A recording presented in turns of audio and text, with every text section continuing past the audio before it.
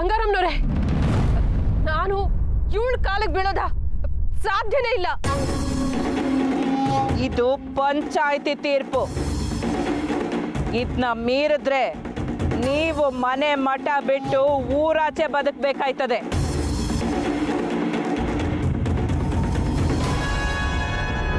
ಉಸ್ತಾರು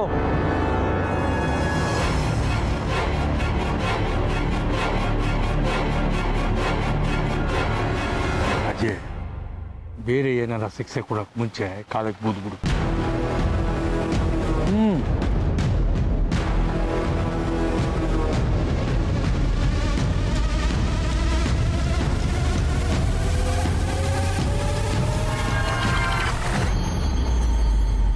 ಏನಮ್ಮ ಈಟೊತ್ತು ಮಾತಾಡ್ತಿದ್ದಲ್ಲ, ತೀರ್ಪು ಏನಿದ್ರು ಒಪ್ಕೊಳ್ಳೇಬೇಕು. ಬಂದು ಪುಟ್ಟಕ್ಕನ ಕಾಲಿಗೆ ಬೀಳೋ.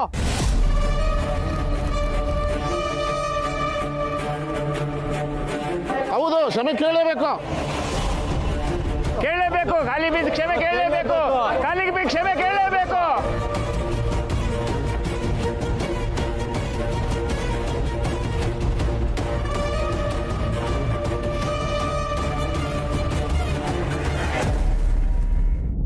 ಅಮರೇ, ಬ್ಯಾಡಿ. ನಮಗ್ ಸಿಗ್ಬೇಕಾದ ನ್ಯಾಯ ಸಿಕ್ಕೈತೆ. ಕಾಲಿಗೆ ಬೀಳೋದೆಲ್ಲ ಬ್ಯಾಡಿ. ಇದು ನಿಮ್ಮೊಬ್ರು ಕೊಟ್ಟಿರೋ ತೀರ್ಪಲ್ಲ ಪುಟ್ಟಕ್ಕ. ಈ ತೀರ್ಪು ಮುಂದೆ ತೆಪ್ಪ ಮಾಡಬೇಕು ಅಂತ ಅನ್ಕೊಂಡಿರೋರ್ಗೆಲ್ಲ ಒಂದು ಪಾಠ ಆಯ್ತದೆ. ಊರವ್ರ ಮುಂದೆ ಕಾಲಿಗೆ ಬಿದ್ದ ಅವಮಾನ ಜೀವಮಾನ ಪೂರ್ತಿ ಕಾಡ್ತಾ ಇರ್ತದೆ. ಅದೇ ಅವ್ರಿಗೆ ಸರಿಯಾದ ಶಿಕ್ಷೆ.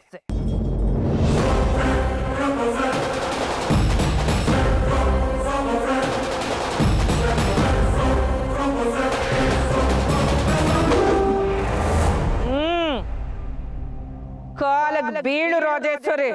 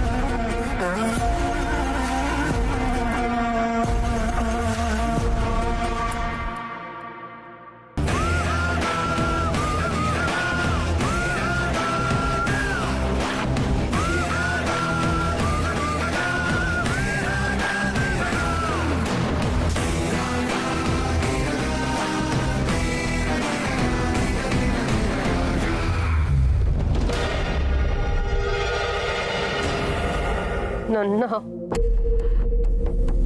ಕ್ಷಮಿಸ್ಬಿಡು.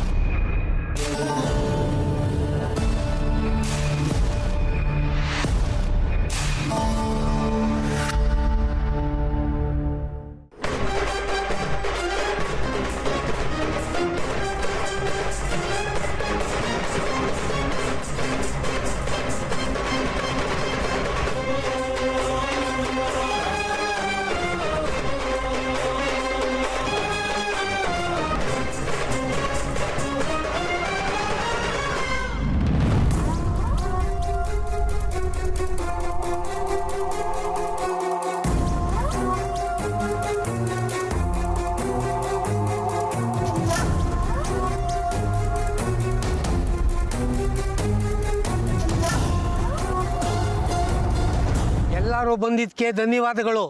ಪಂಚಾಯಿತಿ ಇಲ್ಲಿಗೆ ಮುಗಿತಾ ಇದೆ.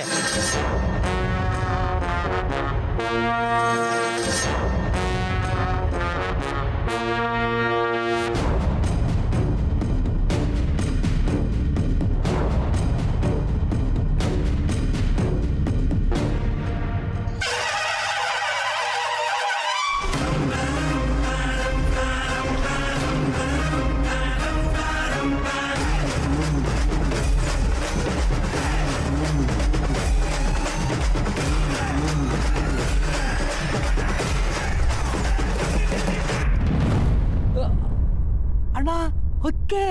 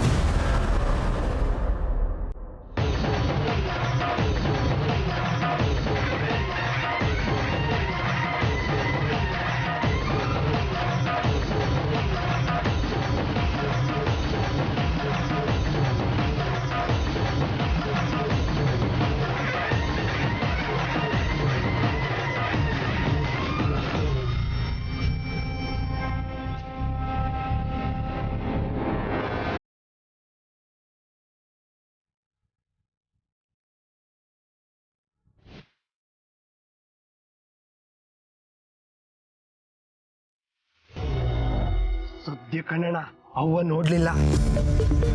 ಆದ್ರೆ ಈ ವಿಷಯ ಅವಳಿಗೆ ಗೊತ್ತಾಗೋಯ್ತು ಕಣ್ರಲ್ಲ.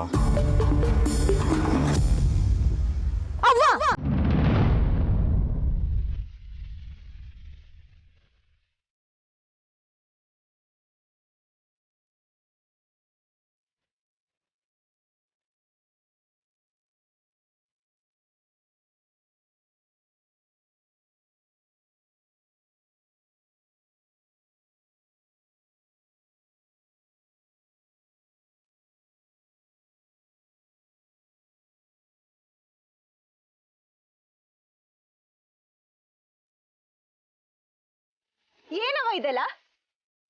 ನನಗೆ ಹೇಳ್ದೆ ಪಂಚಾಯತಿಗೆ ಬಂದಿದ್ದೀರಾ. ಯಾರನ್ನ ಕೇಳಿ ಪಂಚಾಯತಿ ಮಾಡ್ತಿದ್ದಾರೆ? ಊರಿನ ಜನಕ್ಕೇನೋ ಬುದ್ಧಿ ಇಲ್ಲ ಅಂದ್ರೆ ನಿಮಗೇನಾಗಿದೆ?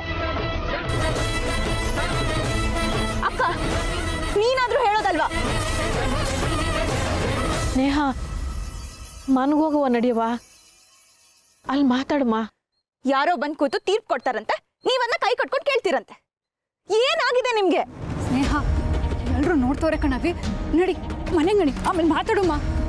ಕೊನೆಗೂ ನನ್ನ ಮಾತು ಕೇಳಲೇಬಾರ್ದು ಅಂತ ಇಬ್ರು ತೀರ್ಮಾನ ಮಾಡಿದೀರಾ ಅಲ್ವಾ?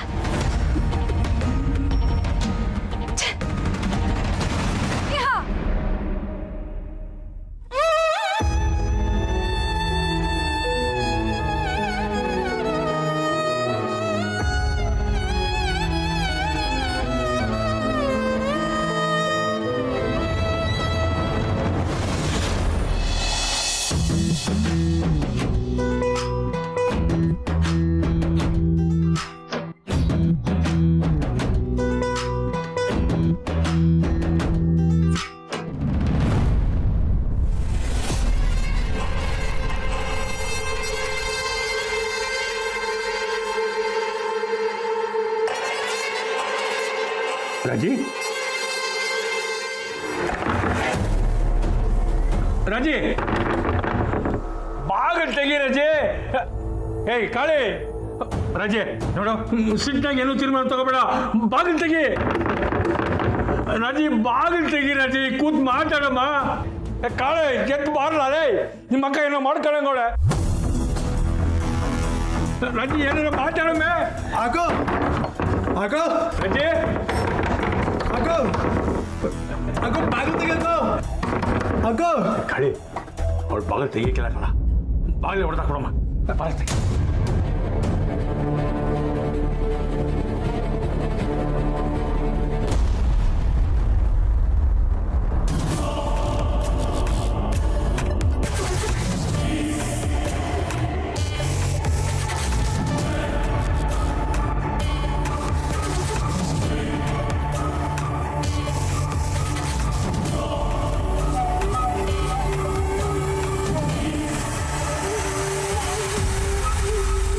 ರಜೆ ಏನು ರಜೆ ಇದೆಲ್ಲ ಹಾ?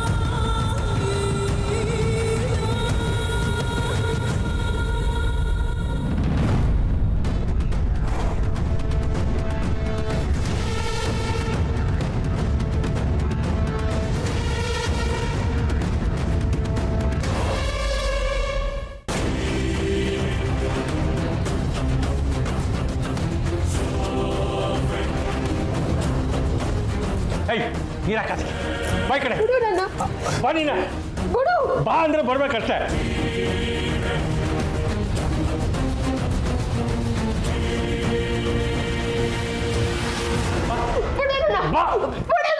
ತಪ್ಪು ನಿಂತ್ಕೋ. ನೋಡ್ದ ಎಂತ ಅನಾಹುತ ಆಯ್ತಾಯ್ತು ಅಂತ. ಶಾಂತವಾಗಿರಮಿ ಅಂತ ಕೇಳಕ್ಕಿಲ್ಲ. ಕೋಪ ಕೋಪ ಕೋಪ. ಮಮ್ಮಿ ಏನಾಯ್ತು ಮಮ್ಮಿ? ಡ್ಯಾಡಿ ಏನಾಯ್ತು ಮಮ್ಮಿಗೆ? ನನ್ನನ್ನು ಯಾಕೆ ಎತ್ತಡ್ದೆ ನೀನು? ಅದಕ್ಕೆ ಏನ್ ಮಾಡ್ಬೇಕಾಗೈತೆ? 3 ಕಾಸು ಬೆಲೆ ಬಾಳೋರ್ ಕಾಲನ ಕೈಯಾರ ಮುಟ್ಬಿಟ್ಟೆ. ಮಮ್ಮಿ ಬೇಡ, ಶಾಂತವಾಗಿರೋ. ಅಕ್ಕೋ ಏನಕ್ಕೋ ಇದು? ನೀನೇಕಕ್ಕ ಸಾಯ್ಬೇಕು? ಇಷ್ಟೆಲ್ಲ ಆಗಿದ್ದು ನನ್ನಿಂದ. ನನಗೆ ಮಡ್ಗು ಬೆಂಕಿ. ಈ ನನ್ನ ಮ್ಯಾಗ ಇಕ್ಕಿದ ನಂಬಿಕೆಗೆ ದ್ರೋಹ ಮಾಡ್ಬಿಟ್ಟೆ. ಊರು ಜನರ ಮುಂದೆ ಎಲ್ಲ ನಿನಗೆ ಅವಮಾನ ಆಗೋಯ್ತು. ಅದಕ್ಕೆ ಕ್ಷಮಿಸ್ಬಿಡಕ್ಕೋ.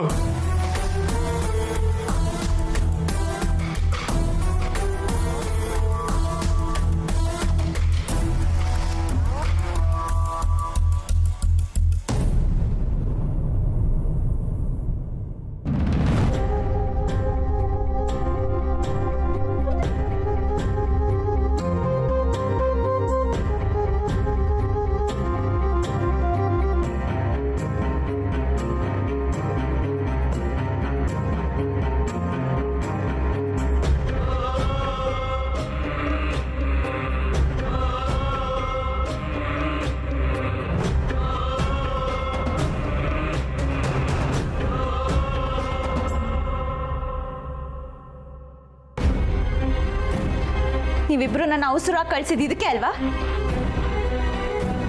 ನಮ್ಮ ಮನೇಲಿ ಈ ಥರ ಎಲ್ಲ ಆಗಲ್ಲ. ಎಲ್ರಿಗೂ ಎಲ್ಲ ವಿಷಯ ತಿಳಿದಿರತ್ತೆ. ಯಾವುದೇ ರೀತಿ ಮುಚ್ಚು ಮರೆ ಇರಲ್ಲ ಅಂತ ಅನ್ಕೊಂಡಿದ್ನಲ್ಲ, ನಾನೇ ದಡ್ಡಿ.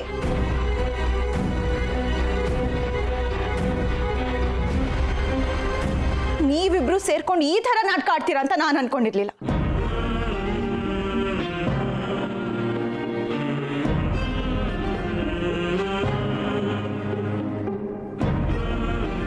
ಏನಾಯ್ತು?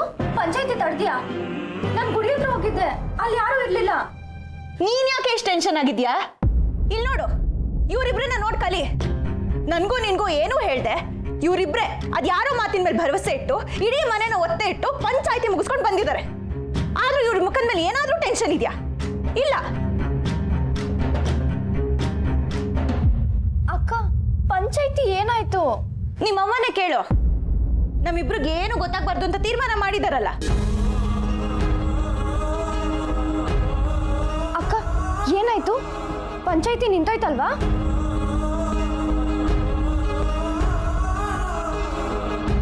ಇಲ್ವಾ? ಅಂದ್ರೆ ಪಂಚಾಯತಿಲಿ ತೀರ್ಪು ಕೊಟ್ಟಾಯ್ತಾ? ಏನಂತ ತೀರ್ಪು ಕೊಟ್ರವ?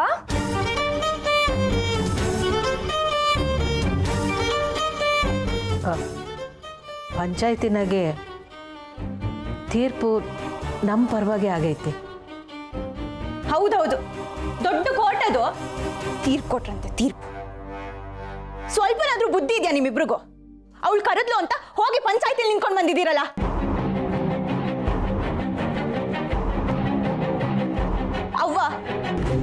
ನೀನು ಕಷ್ಟಪಟ್ಟು ದುಡ್ದು ಸಂಪಾದಿಸಿರೋದು. ಊರವ್ರ ಮುಂದೆ ಎಲ್ಲ ಇದು ನಿಂಗೆ ಸೇರ್ಬೇಕೋ ಬೇಡವೋ ಅಂತ ತೀರ್ಮಾನ ಮಾಡಕ್ ಅವ್ರು ಯಾರವ? ನೀನು ಒಪ್ಕೊಂಡು ಹೋಗಿ ನಿಂತಿದ್ಯಲ್ಲ. ನೀವು ಹಸಿ ಕೋಪ ಮಾಡ್ಕೊಳ್ದೆ ಮಾತಾಡಿರೆ ನಾವು ಏನಾರ ಮಾತಾಡ್ಬೋದು. ಒಂದೇಟು ತುಂಡೆರಡು ಅಂದಂಗೆ ಮಾತಾಡಿರೆ ನಾವ್ ಏನ್ ಹೇಳೋದು? ಕೋಪ ಮಾಡ್ಕೊಳ್ದೆ ಮಾತಾಡ್ಬೇಕಂತೆ. ಸರಿ ಹೇಳಪ್ಪ, ಕೋಪ ಮಾಡ್ಕೊಳ್ದೆ ಮಾತಾಡ್ತೀನಿ. ಯಾಕೆಂದ್ರೆ ನೀವೇನೋ ತಪ್ಪೇ ಮಾಡಿಲ್ಲ ಅಲ್ವಾ? ಮನೇಲಿದ್ದೋಳ್ನ ಸೆಕೆಂಡ್ ಹ್ಯಾಂಡ್ ಟೇಲರಿಂಗ್ ಮಷಿನ್ ಬೇಕು ಅಂತ ಓಡಿಸಿದ್ರಲ್ಲ. ನಾನಿಷ್ಟು ದಡ್ಡಿ ಅಂತ ನೆನ್ಸ್ಕೋತಿದ್ರೆ ನನಗೆ ಖುಷಿ ಆಗ್ತಿದೆ. ಕೋಪ ಅಂತೂ ಇಲ್ಲ. ನೀನ್ ಹೇಳವ, ಹೇಳು. ಪಂಚಾಯತಿ ಕರೆ ಕೊಟ್ಟ ಮ್ಯಾಕೆ ನಾವು ಹೋಗ್ಲಿಲ್ಲ ಅಂದ್ರೆ ಅದು ನಮ್ಮದೇ ತೆಪ್ಪಾಯ್ತದೆ ಸ್ನೇಹ.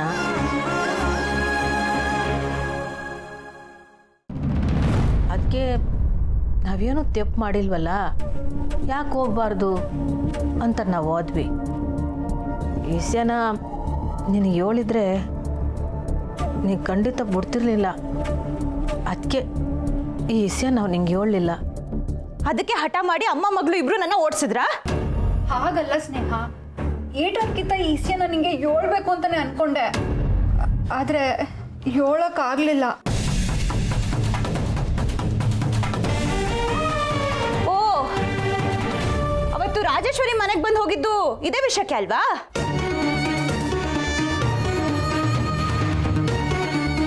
ಆದ್ರೆ ನೀವಿಬ್ರು ನನ್ನ ಹತ್ರ ಬೇರೆ ರೀತಿನೇ ಕತೆ ಕಟ್ಟಿ ಬಾಯಿ ಮುಚ್ಚಿದ್ರಿ. ರಾಜೇಶ್ವರಿ ಕ್ಷಮೆ ಕೇಳಕ್ ಬಂದಿದ್ಲು. ಅಬ್ಬಬ್ಬಬ್ಬ,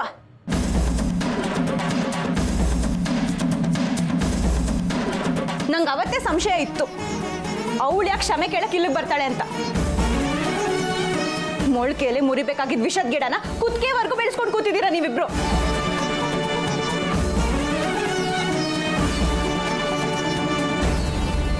ನಾನ್ ಮನ್ಸ್ ಮಾಡಿದ್ರೆ ನಂಗೆ ಓದೋದಿದೆ, ನಾನು ಮೈಸೂರಿಗೆ ಹೋಗಲ್ಲ ಅಂತ ಮನೇಲೇ ಇರ್ಬೋದಿತ್ತು.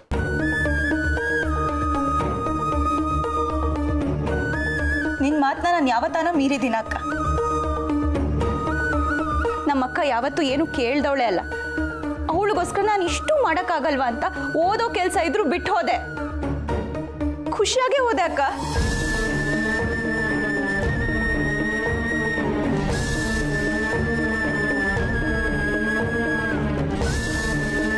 ನೀನ್ ಕೊಟ್ಟಿದ್ದ ದುಡ್ಡಿನ ಜೊತೆ ಇದು ನಾನು ಬುಕ್ಸ್ಗಂತ ಕೂಡಿಟ್ಟಿದ್ದ ಹಣ. ನೀನ್ ಸೆಕೆಂಡ್ ಹ್ಯಾಂಡ್ ಮಷಿನ್ ಕೇಳ್ದಲ್ಲ, ನಿನಗೆ ಸರ್ಪ್ರೈಸ್ ಕೊಡಕ್ಕೆ ಹೊಸದೇ ತಗೊಂಬರೋಣ ಅನ್ಕೊಂಡೆ.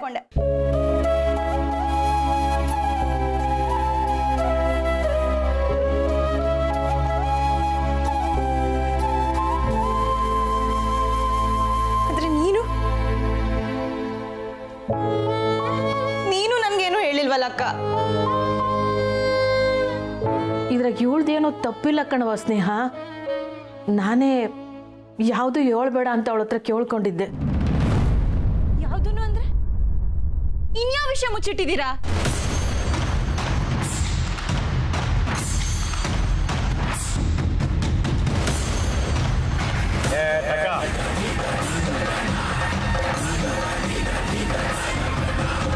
ನಾನೇ ಅವ್ರ 10 ಲಕ್ಷನ ಕದ್ದಿದ್ದು.